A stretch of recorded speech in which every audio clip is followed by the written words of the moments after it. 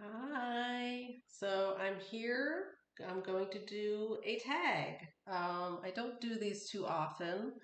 I don't have the contraption anymore that can do the face down videos, so we're just going to have to do this face up henceforth, until I get the doodad again. So this is by Tarot Magpie, Sylvie at Tarot Magpie, and it's 12 houses, 12 decks, and it's about the 12 houses of the zodiac. I know nothing about the zodiac, like astrology. I know very, very little, little to none. And so I'm just going to go by the prompts. I saw a couple people actually pull out decks that had the houses and their descriptions on them. I don't own any of that yet. So we're just going to jump right into the prompts because I'm excited about this. I finally can do one. So many tags. I'm like, well, I can't do this because I have no answer for all of these. So I have answers for all of these. So let's get started. So the first one is self-identity. The first house is self-identity and first impressions. A deck you'd use for readings about your self-identity or a deck you feel represents you in some way. Um, the obvious choice is the one I created, the Star Rune Oracle. So I mean, this came from my heart. This is something that I spent a very, very long time on. And like it even has my ancestors in the deck. And so this really speaks to my Norse pagan, foundation and spiritual, foundation. It speaks to my artistic endeavors, my graphic design training. It speaks to my spiritual path. Um, and it really speaks to how I have presented myself to the community. How I'm presenting myself to the world is seen in the things I chose to be in this deck, the people I chose, the the imagery, what the imagery says, and I am just I'm in this deck. So it only makes sense that I would choose the deck that I made because this has been a commercial flop, to be honest. It's a commercial flop. But that doesn't change the fact that I love this deck. I put my heart and soul into this deck. I think it's a good deck. It's a solid deck. And I have a PDF guidebook. I haven't looked at it since I created this deck. I should probably go and look at it again so I can edit anything that I think has changed. But I did minuscule research into astronomy, not astrology, but astronomy. And so there are astronomical heavenly bodies in each card, and almost each card, most of the cards, not all of them. But most of the cards have some sort of astronomical thing in it that is symbolic of what the card represents. So yeah, this is my heart and soul, my blood, sweat, and tears in deck form. So there you go. The Star Rune Oracle is House 1. Okay, so the second one is Personal Resources, a deck that helps you reflect on abundance or money matters, one that feels like an investment, either financially or for its impact on your practice. I chose my most expensive deck in my collection because I don't really do readings on money matters, not often at least. So this just made the most sense. And it is the Terra de Napoleon. And this is by um, Menengazi. Il Meneghello, I thought was the origin, but I could be wrong. Menegazzi, di Osvaldo Menegazzi is the name that's on it. Milano. So from Milan. So Terracino Napoleonico. Monaco. So I am butchering all these words. My apologies. But this is my most expensive deck. It was a gift from my husband. So this deck really speaks to where I was focused, where my fixations are, where I'm willing to spend my money, where I'm willing to ask other people to spend their money on me. And since I have a historical fixation on Napoleon, um, I wanted this deck. I don't read with this deck. I just have it. So I don't usually buy decks that I don't plan on using. I'm not like a collector that way. I'm more of a user. I get decks that I will use. But this is an exception. So I love this deck. I love the majors. The minors, not so much. The the you know the what do you call them? The kings, queens, they're nice too, but the majors is where really all the actual characters are. So see what the minors look like. They're nothing to write home about. So, but that is the Terra David Napoleon, and there are the backs because the B was his symbol. And so yeah, well, give me a second to put this away and I can move on to house 3. Yeah. Okay, thank you for your patience. Okay, so house 3, communication and learning. A conversational deck that's easy to read or that you would recommend to tarot beginners. Well, I mean, I started the Rider-Waite-Smith. So that I'm going to recommend the Rider-Waite-Smith. And the one that I recommend is the Radiant Wise Spirit Tarot.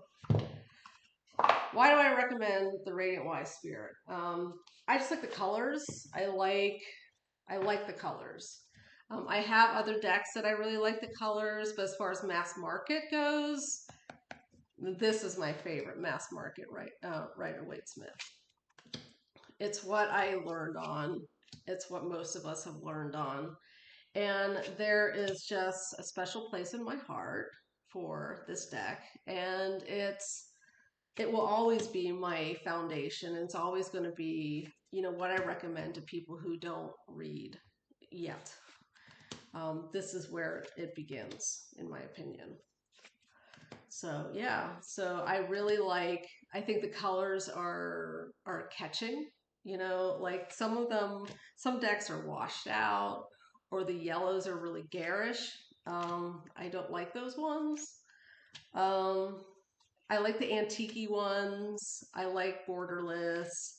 So those are the ones I gravitate towards. But yeah, if I were to gift one, and then go and buy myself a new copy for myself, I'd probably give them this one. So yeah, the Radiant Wise Spirit for house 3. Okay, so house 4, home and roots. A deck that feels like home and gives you a sense of safety, security, or nostalgia, or a deck that you use for readings about things happening in your home. So this is a deck of nostalgia for me, safety, security, and nostalgia, and that's the Texture Tarot. There are so many images in this deck that remind me of me as a child that I had to go with this one. I think it's beautiful. I don't know if you can see it. I don't know if it's too washed out. Because, let's see. Yeah. But it is, this is in my top decks. I wouldn't say top 10 probably, but it's definitely in my top decks.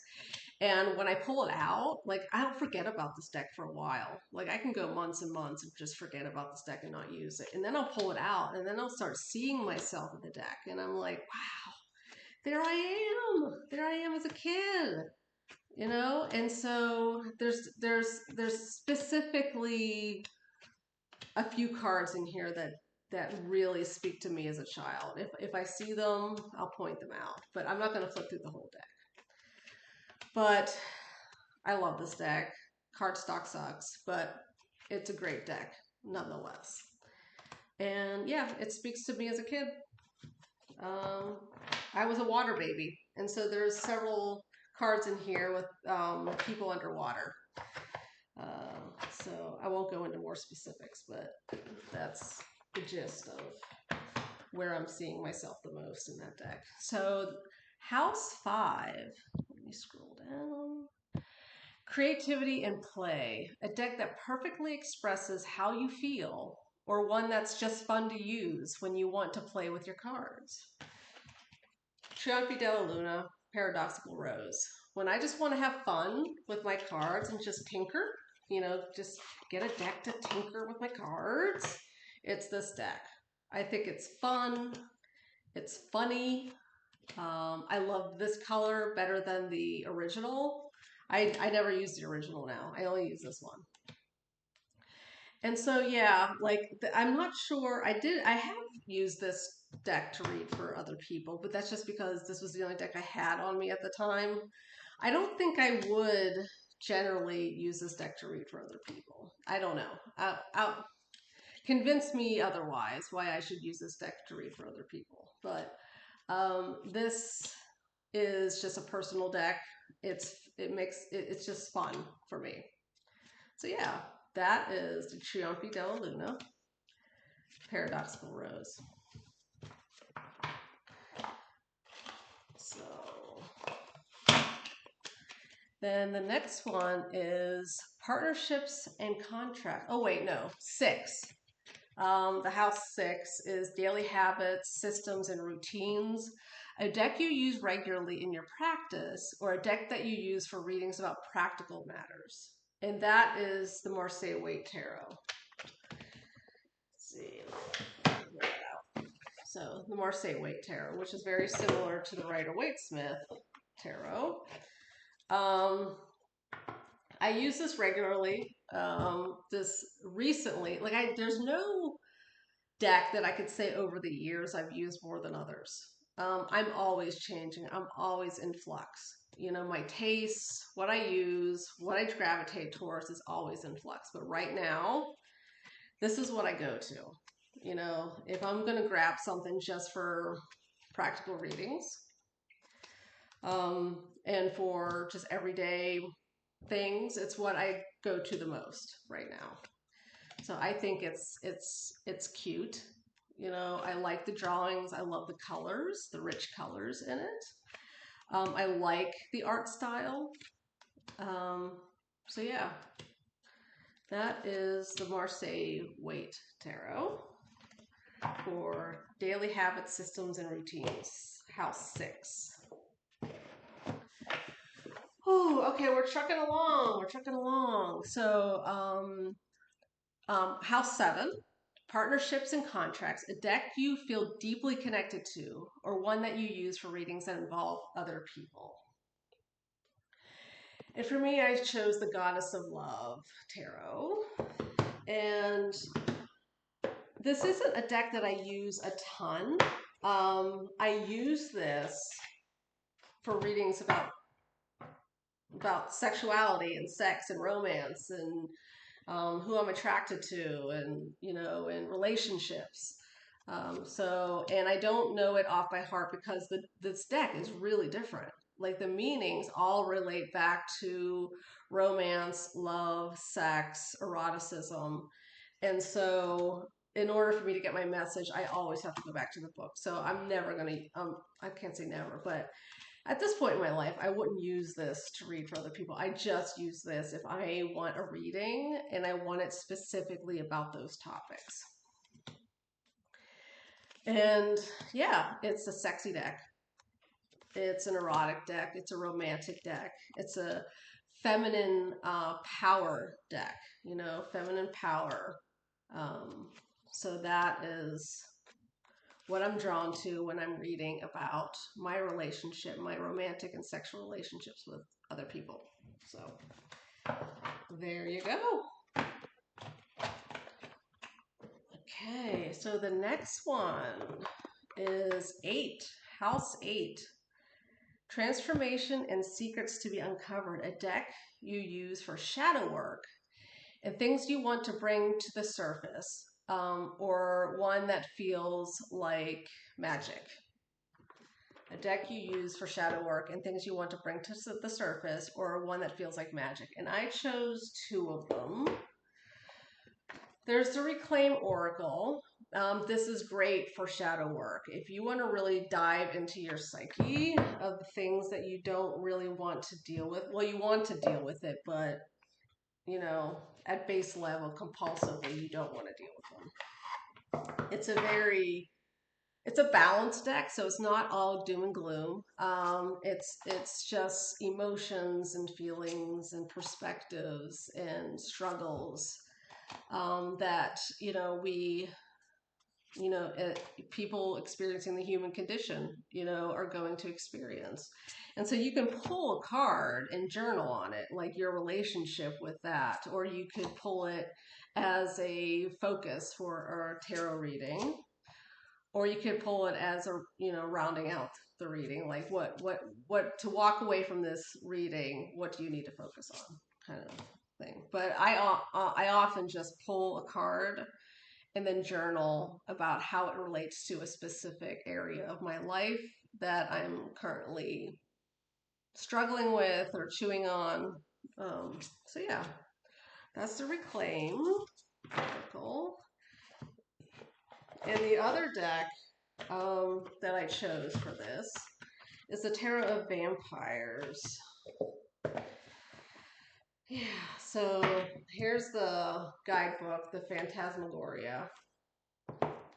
And here's the Tarot of Vampires. This deck is out of print now, so my apologies. But I'm reconnecting with this deck right now. I pulled it out after it's been sort of on hiatus because it's a really complex deck. It's not something you just pick up and read with. There's multiple layers to it, lots of symbolism in the cards. And a lot of it has to do with darker aspects to your psyche, intensity, intense emotions, intense struggles with identity, evolution, evolving through your spiritual or practical life. So yeah, I love this deck. It's not for everybody. Some people don't like the artwork. Some people find it too 90s vampire kitsch. And I get it. But I like it. So yeah, totally 90s vampire kitsch right there. So, but it's a beautiful deck otherwise. It's still a beautiful deck.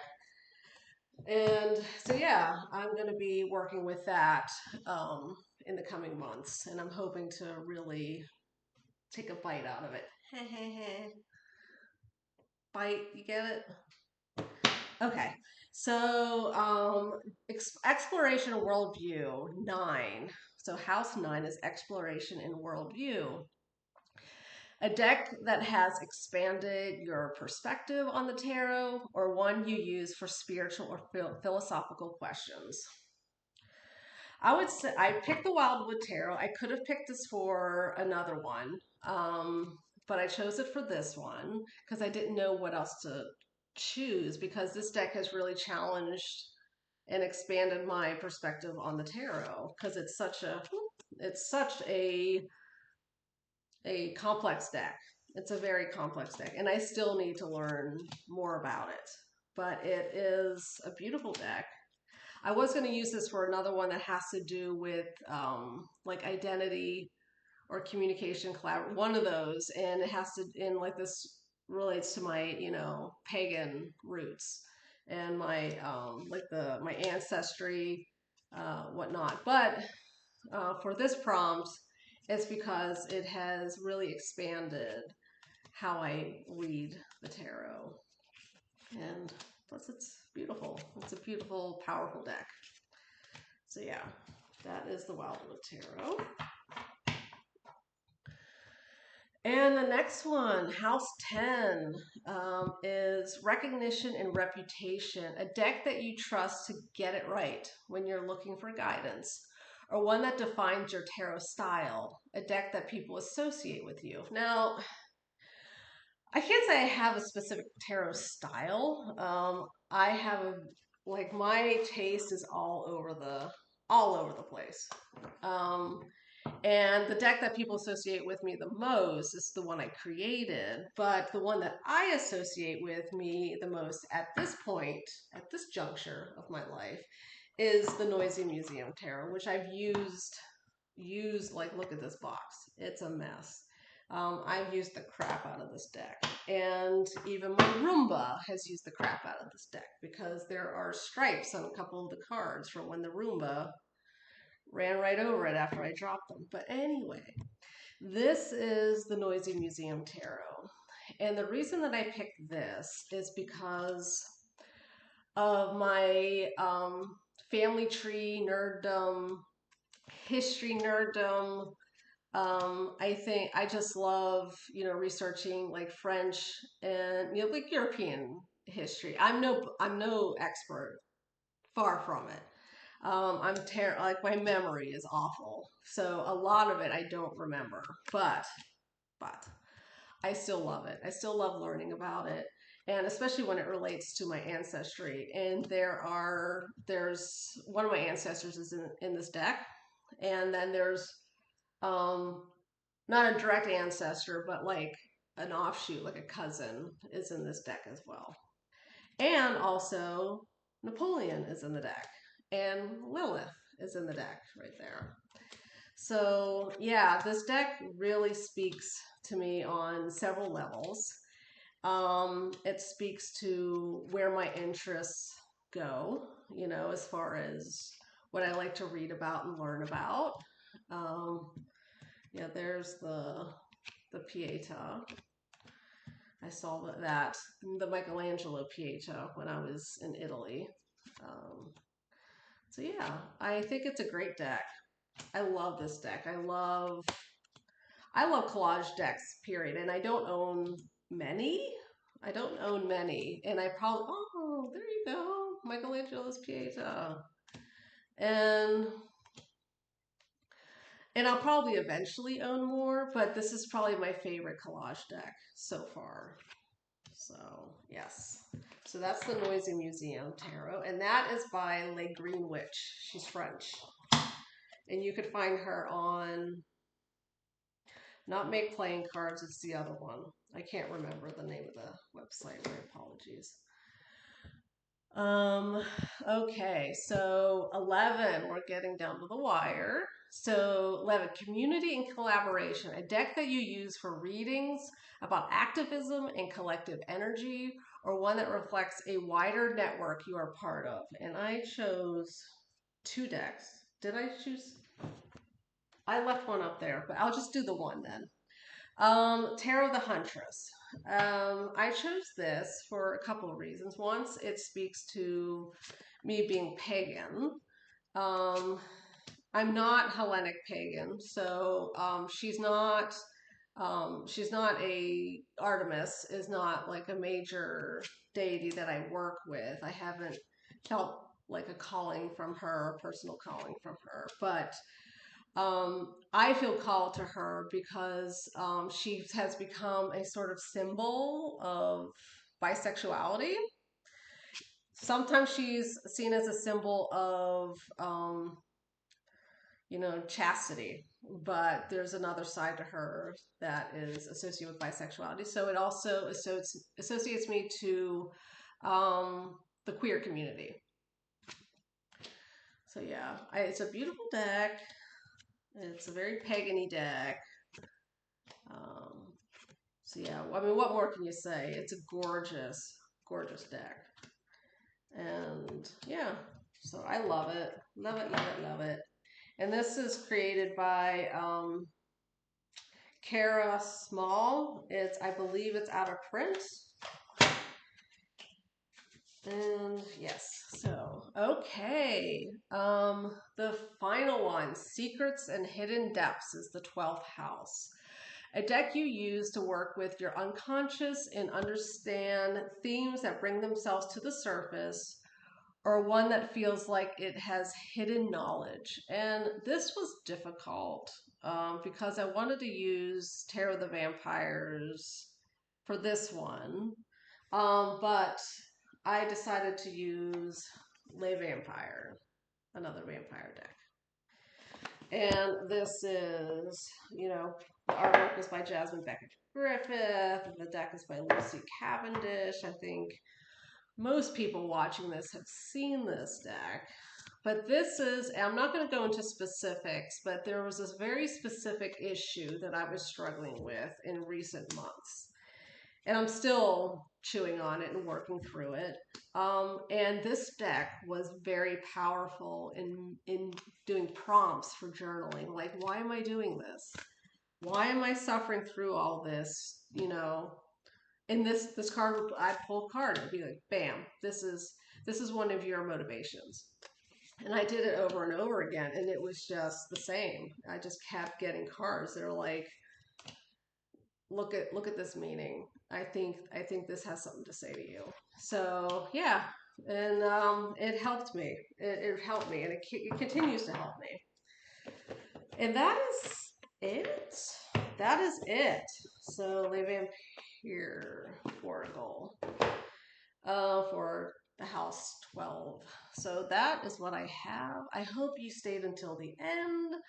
And I hope you have a good evening, a good day, and I'll see you around.